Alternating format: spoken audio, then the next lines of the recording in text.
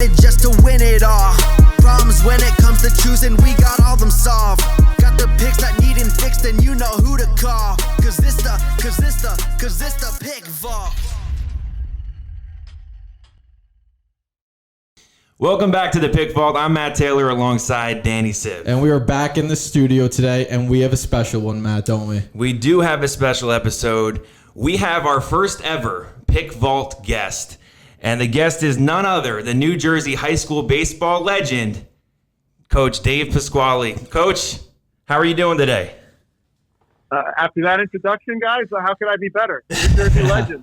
Hey, Coach, how are you? Absolutely. Now, one of the reasons we wanted to bring Coach on air is to talk about how the MLB is changing, right? With the MLB season ready to start this week, tomorrow actually, we want to dive into a coach's perspective of some of these new rule changes. So, Coach, speaking about some of these rule changes, let's talk about the extra inning strategy. Obviously, the MLB has announced that they're going to put a runner on second base starting in the 10th inning. So the top of the 10th inning, teams are tied.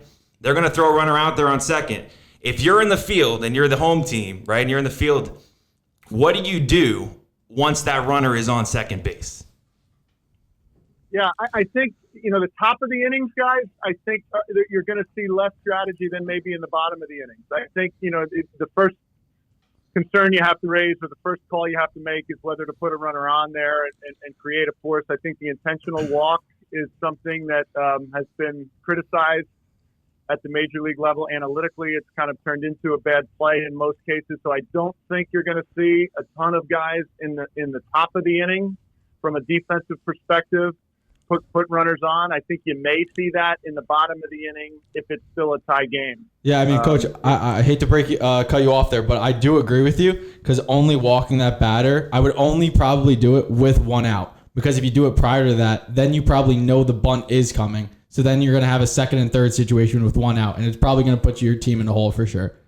Yeah, the worst case scenario on the top of that inning is a crooked number, right? It's a multiple run inning, whereas if it's a tie game in the bottom of the inning, those extra runs don't matter, and that's where I think you may see the intentional walk coming into play. Definitely. Absolutely. So now on the flip side of that, you're the away team, right? Your team, came back, tied the game, whatever it is. You're now in extra innings on the road.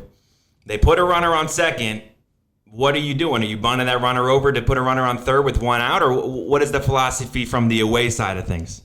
Yeah, and I think it's a similar philosophy, guys. I think that, in the top of the inning, the sacrifice bunt, as I'm sure you guys know and your listeners know, has become a less popular play at the professional level. We use it a lot at the high school level. It's still very much a part of amateur baseball, but at the professional level, it's not used, and I don't think it really should be based on the analytics. And then in the top of the inning, you're playing for one run. I think again in the bottom of the inning, if the visiting team or if the home team rather got out of that top of the 10th unscathed, that's when I think you might see kind of a sacrifice right away, get a runner to third where that one run is going to win it for you. The one run might not necessarily win it for you if you're the visiting team. So I think you'll see probably more teams shy away from that in their first at bat in extra innings.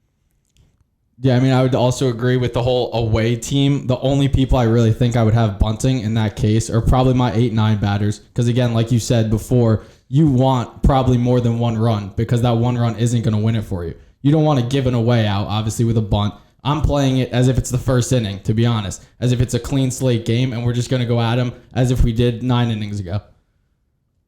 Yeah, I agree with that, Danny. I think that makes a ton of sense. I think the team that scores multiple runs in the top of the 10th or 11th or whatever it might be, puts themselves in great shape because then it takes the strategy away from the home team in the bottom of the inning. Clearly you're not going to be moving one runner up if you're down by a run or more in the bottom of the inning. So I agree with you, Dan. Absolutely. Now, Coach, this isn't the only change the MLB is implementing. They're talking about, obviously they had no spring training, right? So I guess just there, that makes a difference in the long haul here. Do you think having no spring training, right, a lack of spring training from a preparation standpoint, is that going to affect batters more than batters more than pitchers, or where do you think that comes into play in the MLB? Well, I mean, the cliche is that, early spring training, early season pitching is ahead of the hitting, and I think that's probably going to play out here. Hitters typically take longer to develop timing. They need live at-bats a little bit more to get sharp. Pitchers can kind of throw their bullpens and get ready, I think, a little bit more quickly than hitters can. Obviously, there's no substitute as a pitcher for facing live hitting. But, my opinion will be, and we'll see if it'll play out, that early in the season, first 10, 20 games, I'm guessing that the pitching will be a little ahead of the hitting. Absolutely. Now, the Yankees, just giving a quick example here, the Yankees play 60 games in 67 days. Now, that's a tough stretch here.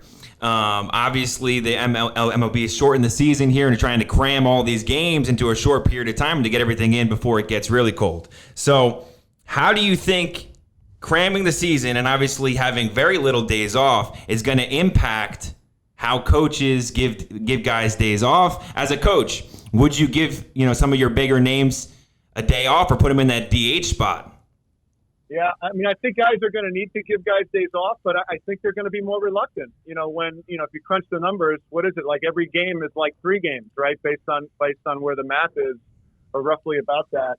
I think if you look at the Yankees or an American League team, and Stanton comes to mind, he'll probably get the lion's share of at bats at that position. But I'm sure they're going to want to use Sanchez there. They're going to want to use some other guys to, rather than give them a full day off, give them a DH day.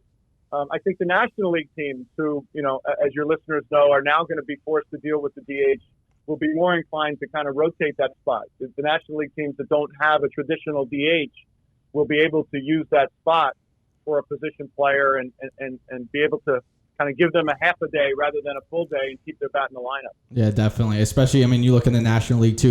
It is exciting for the fans, I would say, to see those pitchers. When you see them hit that home run, everyone goes crazy. You think about like Bartolo Colon, for instance. He's a pitcher, bigger guy, but when he hits a home run, it brings so much energy to the field. So it'll be interesting kind of seeing a different kind of look. And like you said, see a position player in there rather than a pitcher. Well, along those lines, do you think the MLB will keep this new DH strategy, the new DH rule in the National League here? It seems like they're leaning that way. I was watching MLB Network last night, and that seems to be the consensus that next year they might move in that direction. I think you'll get some pushback from some purists and some National League folks. I think the days of folks viewing to see a 2-1 game and really locking in. I've been a baseball guy all my life, and I love the 1-0, 2-1 games. I love the strategy that's associated with when you pull your pitcher and when to hit for him and when not to. But I think, I'm a bit of a dinosaur in that regard. I think more people now are much more into the offense. And if I were to guess, guys, I think I would guess that the pitcher hitting in the National League is something that's going to go by the wayside.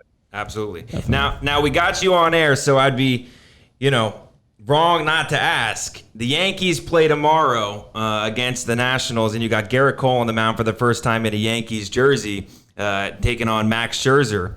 What are your thoughts on that 7:08 game? You think the Yankees got it? Nationals? What are you thinking? Well, every indication seems to be that Cole is locked in right now. I think he's got something to prove. New team, new teammates, short season. As I mentioned, one game's going to mean a ton, much more than maybe an opening day start would mean in a 162-game season. I think he's going to be really good. I think Scherzer is going to be good as well. I think the Yankee offense is a bit of a step ahead of the Nationals offense. Give me the Yankees tomorrow. I would agree, Coach. The only issue I have with the Yankees is they can't leave men on base because so far these preseason games, I've seen it game after game after game, and I hope they break that trend on opening day tomorrow. I really do. Yeah, but along those lines, everyone's been leaving people on base, left and right. We were watching the Red Sox last night. They left 6 guys on base in scoring position down the stretch, and they ended up losing a tight one. So we've been watching, and it's just weird to see all these guys being left on base, especially in the late innings. But I think that also goes back to Coach Pasquale's point, and that a lot of these guys and timing, they really got to get used to those live at bats, especially some of these younger guys who aren't that used to this fast of pitching. And it's hard. You guys know this. It's hard to put much stock into preseason. I'm not sure a lot translates, whether it's a true spring training into a regular season, or in this case, whatever they're calling it, the summer camp. hard to put a lot of stock into preseason translating to regular season. So I look for Cole to be really good. I'm not sure how long he's going to go. That's another question that will only get answered once these games get going. But I'm looking for good things out of him. Judge hit a couple home runs the other night. I think he's ready to go. He's anxious coming off an injury. I think they just have a little bit too much power right now. And if it's a one-game setting, I'll take my chances with the Yankees tomorrow. Absolutely. I'm with you, Coach. I'm with you. And we're happy that you came on air. We're looking forward to hopefully having you come on in the future here to get more 2 cents, especially as it comes to like a managerial side of things, getting that sense of someone who watches baseball, has watched baseball for a long period of time. So we're excited. We hope to get you on air at some point in the future. And we're happy you got to come on. Anytime, guys. Happy to come on whenever you want. I appreciate it, Coach. This is the Pick Vault signing off. Taking sports gambling to the next level. Till next time, this is the Pick Vault signing off. This the Pick Vault. Gonna sit you down and listen to this real talk. Ain't no first or second option, this the default. Turning picks into these dollars, gonna let them fall.